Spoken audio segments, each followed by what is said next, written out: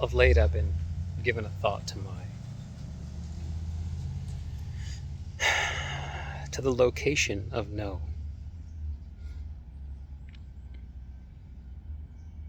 I think when we're children, our no's come out of us in a instinctual kind of way, in a even animal sort of way, defensive. This sort of retreat from a threat into a sense of false security within the self that eventually leads us to hopefully defining ourselves in a useful enough way that we can do so in relation to the world and find a way to connect with it. And as we grow, our no transcends this animalistic reactivity and becomes, or should become, perhaps, more thoughtful, rational, open-hearted, human decision.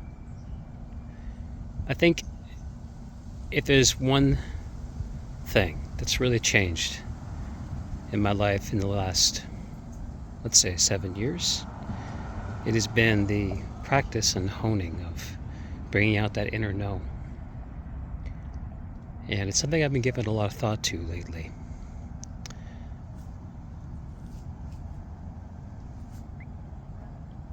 No causes pain, especially when it's used in an open-hearted way, in a way where we know what we're doing to the other person, possibility. A couple months ago, I made the decision to depart from a musical ensemble that I put together. 2 years ago, I got the idea that I should be in a barbershop quartet, having jumped into the art of barbershop earlier in the year, and started asking folks to sing with me. I found 3, and we started walking the path, and walked that for almost a couple years before getting up to a couple months ago, and I found my no. I found that I was no longer content to continue on in this same old way that we had found ourselves in. There was fault and there was bad feelings, of course, but I kept them all to myself.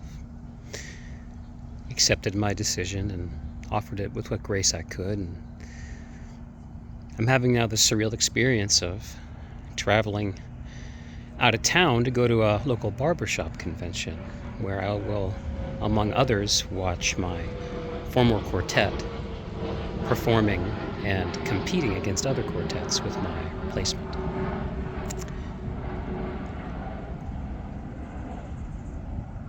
And it's an odd thing. A friend asked me about it recently, and I said, it hurts, but it's not sad. What would have been sad is if I kept doing the thing that was barking no at me. And I don't know what the yes is. I don't know what the alternative to this is. It hurts that I'm not going to be on that stage this weekend. But it would hurt more to be there in the wrong way. And that's the sort of no that I'm trying to locate.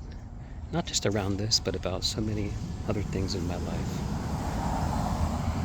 Rattling out wedding possibilities, thinking about the life and the home and the family. It's in my heart, and I hope will come to be. Thinking about my work and my life's calling and these ministrations, both here on YouTube and the writing I've been doing over on Substack. Thinking about all of it. And of course, although I trotted out what is a more comfortable example, there is the much more uncomfortable no of my life, which was, of course, my divorce, which I've not discussed much here, and I don't know if I will.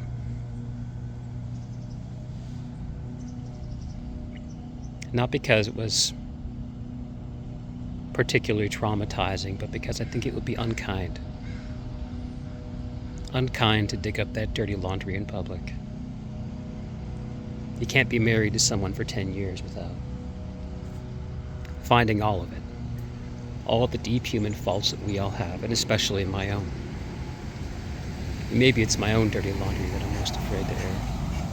Although you might not be able to tell by how often I appear to you here. Anyway, I'm running late. I'm out for a little walk before I hop in the car and drive north to this great gathering of light and love and barbershop singing. And the weekend's gonna fly by, and it's gonna be a wonder, but also shot through with this strangeness of wondering at the no and wondering at what comes after.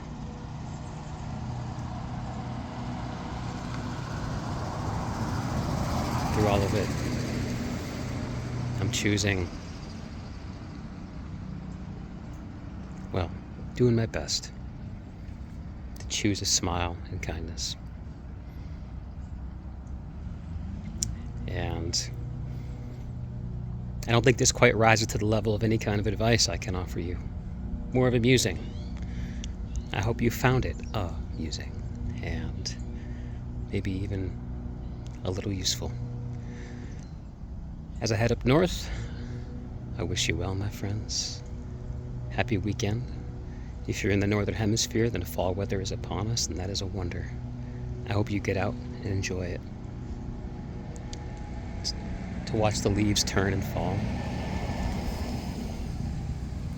it's just nothing like it.